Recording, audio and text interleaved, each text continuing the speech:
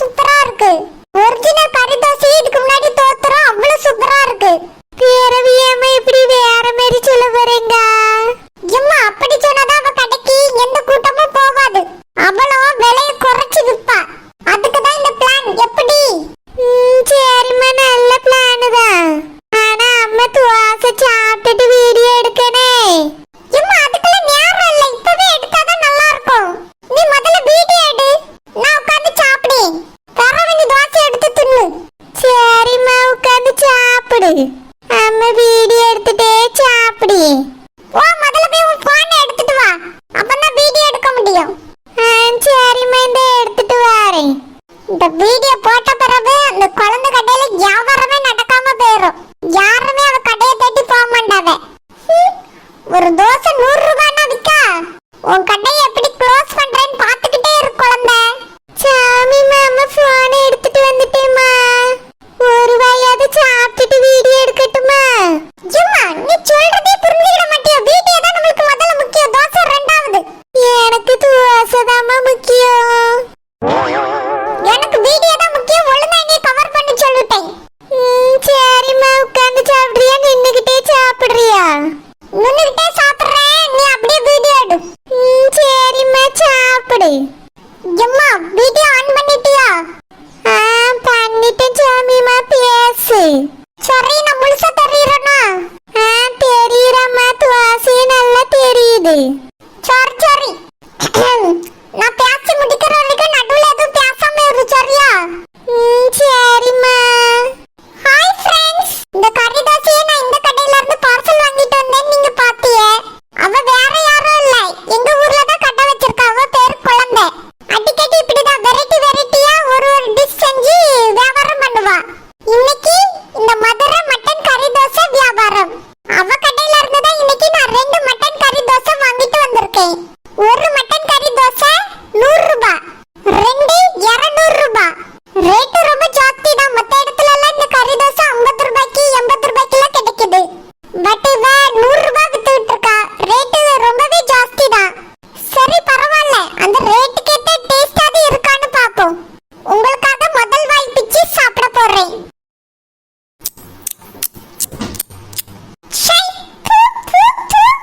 Taste எல்லாம் ஒரு மண்ணும் இல்ல, கறி பாதி அவியவே இல்ல. குடுத்த காசு எல்லாம் வேஸ்ட் ஃப்ரெண்ட்ஸ். இவ கடையில இருந்து வாங்கி சாப்பிடுறது ஒண்ணுதான், சாப்பிடாம பட்டினி கிடக்குறது ஒண்ணுதான். இவ கடையில எல்லாம் எப்படிதான் வியாபாரம் நடக்குதுன்னே தெரியல. எப்பவுமே இப்படிதான் ஆவாத டிஷ் தான் செஞ்சு வச்சிருப்பா, ஆனா ரேட் மட்டும் ஹையா இருக்கும். சரி, இன்னைக்கு பார்க்க கொஞ்சம் நல்லா இருக்கே, நல்லா சமைச்சிருப்பான்னு நினைச்சேன்.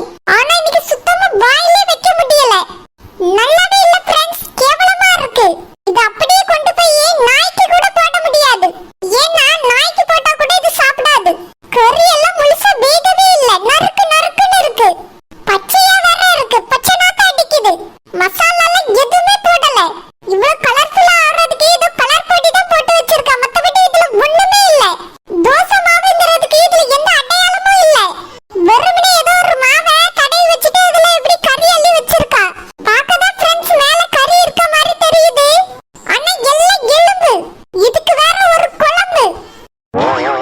சுத்தமா ஆவாத டிஷ் கறி தோசைன்னு ஏமாத்தி வித்துக்கிட்டு இருக்கா. இதெல்லாம் அவ மூஞ்சிலே கொண்டு போய் போடணும். என்ன செஞ்சு தொலைக்கிறது, ஒரு கறியா போயிட்டாலேன்னு நாங்க அமைதியா இருக்கோம். எங்க அம்மாவும் நானும் ரொம்ப கஷ்டப்பட்டுட்டு இருக்கோம் ஃப்ரெண்ட்ஸ். சாப்பிடுறதுக்கு சாப்பாடு கூட இல்ல, வீட்ல அவ்வளவு கஷ்டம். சரி, 200 ரூபாய் கொடுத்து அவகிட்ட வாங்கினா அவளுக்கு ஒரு பிரயோஜனமா இருக்குமே தான் வாங்கிட்டு வந்தேன். ஆனா இப்படி சுத்தமா சாப்பிடவே ஆகாத அளவுக்கு சமைச்சிருப்பான்னு நாங்க யோசிச்சு கூட பார்க்கல ஃப்ரெண்ட்ஸ். இதனாலதான் அவகிட்ட 50 ரூபாய்க்கு கிடைக்குமான்னு கேட்டேன். ரேட்ல காம்ப்ரமைஸே பண்ண மாட்டேன்னு சொல்லிட்டா. 200 ரூபாய் கொடுத்து இந்த 2 கறி தோசை வாங்கிட்டு வந்தேன். இப்போ நாங்க 2 பேருமே பட்னியா கிடக்க போறோம். சுத்தமா நல்லா இல்ல ஃப்ரெண்ட்ஸ். நீங்களே இந்த குழந்தை கடையை எங்கேயாவது பாத்தீங்கன்னா கண்டிப்பா அவ கடையில போய் வாங்கி சாப்பிடாதீங்க. சுத்தமா நல்லாவே இருக்காது. Bye friends. எம்மா எடுத்துட்டியா? கட் பண்ணு. கட் பண்ணிட்டேம்மா. நீ சாப்பிடியத பார்க்கும்போது அம்மைக்கு நாக்கெல்லாம் எச்சு ஊறுதுமா, சாப்பிடணும் போல இருக்கு. ஆனா நீ சுத்தமா நல்லாவே இல்லைன்னு காரி துப்பிட்டியே. எம்மா அது சும்மா வீடியோக்காக. தோசை செம்ம டேஸ்டா இருந்துச்சு. நீயும் சாப்பிட்டு பாரு, ஒரு தோசையிலே வயிறு ஃபுல் ஆயிரும். நிறைய மட்டன் பீஸ் போட்டிருக்கா. அப்படின்னா நல்ல விதமாவே பேசிருக்கலாமேம்மா. நல்ல விதமா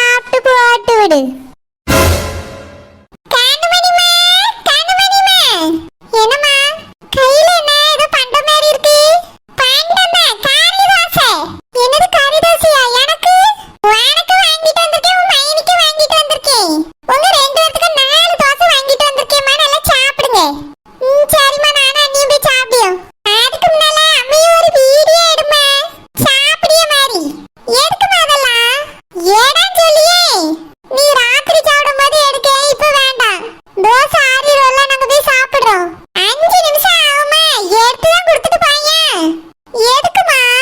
நம்ம குழந்தை பிள்ளை ஹோட்டல்ல ஃபேமஸ் பண்ணி இருக்கு. தள்ளு வண்டி கடையில அவளே கஷ்டப்பட்டுட்டு கிடக்கா. அத கொஞ்சம் ஃபேமஸ் பண்ணி விட்டா நிறைய பேர் இந்த கடைக்கு வருவாங்கல்ல. குழந்தை பிள்ளை வாழ்க்கைக்கு உதவும். அதுக்குதாம்மா. குழந்தைக்கு என்னமா அப்படி கஷ்டம்?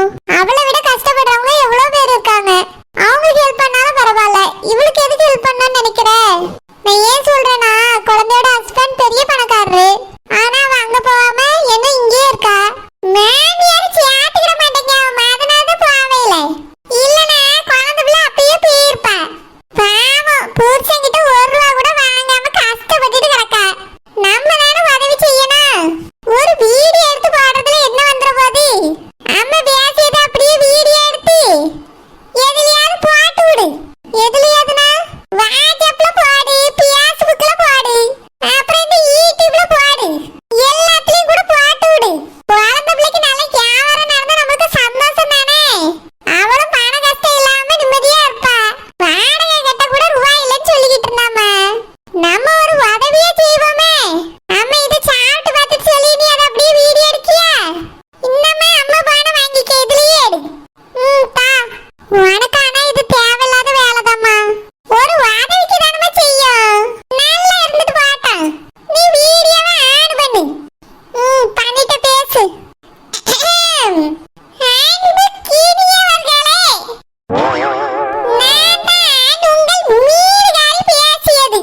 இன்று எங்கள் ஊரை சேர்ந்த குழந்தை என்ற பெண் காரி தோசை கடை போட்டிருந்தாள். சிறிய தீர்த்தம் மதுரை மட்டன் காரி தோசை. அந்த கடையில் இருந்து நானும் மதுரை மட்டன் காரி தோசையை வாங்கி வந்திருக்கிறேன். இதை சாப்பிட்டு பார்த்து உங்களுக்கு எப்படி இருந்தது என்று நான் கூறுகிறேன். விலை வெறும் 100 ரூபாய் தான். ஆனால் சுவை அட்டகாசமாக இருக்கும். இதை நான் ஏன் முன்னக்கூட்டியே சொல்கிறேன் என்றால், அடிக்கடி குழந்தை உள்ள கடையில் தான் நாங்கள் உணவு வாங்கி இருக்கிறோம். அதை உண்டு மகிழ்ந்திருக்கிறோம். அதனால் தான் கூறுகிறேன். இன்று இதை சாப்பிட்டு பார்த்து எப்படி இருக்கிறது என்று உங்களிடம் கூறுகிறேன். சீக்கிரம் சாப்பிடுமா, எவ்வளவு நேரம் பிடிக்கிறது? கையில் பிடிப்பதற்கு மெதுவாக இருக்கிறது. அடடடட, வாசனை அருமை. சுவை பிரமாதம். சொல்ல வார்த்தையே இல்லை. இப்படி ஒரு உணவை நான் இதற்கு முன்பு சாப்பிட்டதே இல்லை. அவ்வளவு ருசியோ ருசி. மட்டன் நல்ல பூ போல வெந்திருக்கிறது. தோசையில் சாப்பிடும் பொழுது அப்படி இருக்கிறது. நீங்களும் அனைவரும் குழந்தை கடையில் சாப்பிட்டு பயனடையுமாறு கேட்டுக்கொள்கிறேன். பின் குறிப்பு அட்ரஸை டிஸ்கிரிப்ஷனில் கொடுக்கிறேன். நன்றி, வணக்கம். இப்படிக்கு உங்கள் மீன்காரி. கனிமணிமா, போன ஆப்படிக்க. இத அப்படியே எல்லாத்துலயும் போட்டு விட்டு, சரியா? சாப்பிட்டுட்டு போடுறேன், பசிக்குது. அதுவும் நீ சொன்ன ரிவ்யூவை கேட்டுட்டு எனக்கு ரொம்ப பசிக்குது. போய் சாப்பிட்டு பாருமா, அப்படி இருக்கு. தட்டுல எடுத்து வச்சு சாப்பிடு. உன் மைனிக்கு கொடு, சரியா? சரிம்மா. நம்மளால முடிஞ்ச ஒரு சிறு உதவி. இதால நம்ம குழந்தை பிள்ளை நல்லா இருந்தா எனக்கு சந்தோஷம் தானே. நல்லா இருந்துட்டு போட்டோம். அடடடட, காரி தோசைனா காரி தோசை தான். என்ன டேஸ்டா இருக்கு. ஐ, மீன்காரக்கா சூப்பரா வீடியோ எடுத்து போட்டுருக்காவளே. நான் கூட ஏதோ சும்மா சொல்லிட்டு இருக்காவன்னு நினைச்சேன். என் கடை அட்ரஸ் எல்லாம் வேற கொடுத்துருக்காவளே. அப்போ என் வியாபாரம் என்ன பிச்சுக்கிட்டு போயிடும். நாளையில இருந்து பொடி வியாபாரத்தை கொஞ்சம் எக்ஸ்ட்ராவா செஞ்சு போடணும். ஏன்னா இதை பார்த்துட்டு திடீர்னு நிறைய கஸ்டமர் ஓடி வந்துட்டவனா என்ன பண்றது, இல்லைன்னு சொல்ல முடியுமா? அதனால கூட கொஞ்சம் செஞ்சிருவோம். ஆனா அழகா பேசியவள மீன்காரக்கா. என் கடை தோசை கூட அழகா தெரியுது. இந்த மாதிரி நானே முதல்ல வீடியோ எடுத்து போட்டிருந்தா நிறைய வியாபாரம் பிச்சுக்கிட்டு போயிருக்கும் போல்க. சரி சரி, என்ன மீன்காரக்காவை தினமா எடுத்து போடுங்கன்னு சொல்லணும். பார்த்தேன் பச்சைக்கிளி, பார்த்தேன். அதுதான் நானும் உட்கார்ந்து அப்பத்துல இருந்து பார்த்துட்டு இருக்கேன். என்ன நீ சாதாரணமாக சொல்லிக் கொண்டிருக்கிறாய்? ரத்தம் கொதிக்க வேண்டாமா? அவளை போய் 4 மிதி மிதிக்க வேண்டாமா? என்னது ரத்தம் கொதிக்கணும், அவளை போய் மிதிக்கணுமா? எதுக்கு பச்சைக்கிளி, நல்லது தானே சொல்லியிருக்கவே. என்னது நல்லது சொல்லியிருக்காளா? எல்லாம் பொய், ஏமாத்து. மொத்தமா அனைத்தும் உண்மை. குழந்தாய் உனக்கு என்ன ஆச்சு? இதில் இருக்கும் அனைத்தும் பொய். இவளை போய் அடிக்க வேண்டும். நீ எதுக்காக பச்சைக்கிளி மீன்காரக்கவா அவாய்ட் பண்ணி பேசிட்டு இருக்கா? மீன் கறக்கவா? இல்லை இல்லை, நான் சாமியை பற்றி கூறுகிறேன். என்னது சௌமியை பத்தி கூறுகிறாயா? நான் மீன்காரக்காவை பத்தி அல்லவா கூறுகிறேன். அட கடவுளே, சாமி வீடியோவை பார்த்தாயா? அதில் நீயும் வருகிறாய். ஆமா, நான் பார்சல் கட்டி கொடுக்கும்போது வீடியோ எடுத்தா. போச்சு போச்சு, எல்லாம் போச்சு. நம் கடையை க்ளோஸ் செய்வதற்கு அவ திட்டம் போட்டு விட்டாள். என்ன சொல்லிய பச்சைக்கிளி?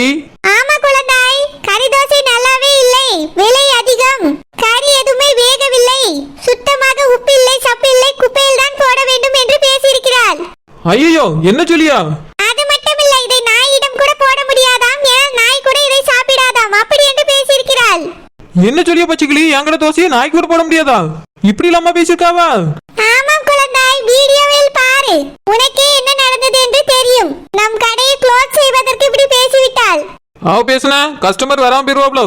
நம்ம கடை ரெகுலர் கஸ்டமருக்கு எல்லாருக்குமே தெரியும் நம்ம கடை சாப்பாடு எல்லாம் எவ்வளவு டேஸ்டா இருக்கும். நீ இவ ஒரு வீடியோ பொய்யா போட்டா யாருமே வராம போயிருவாப்ளா?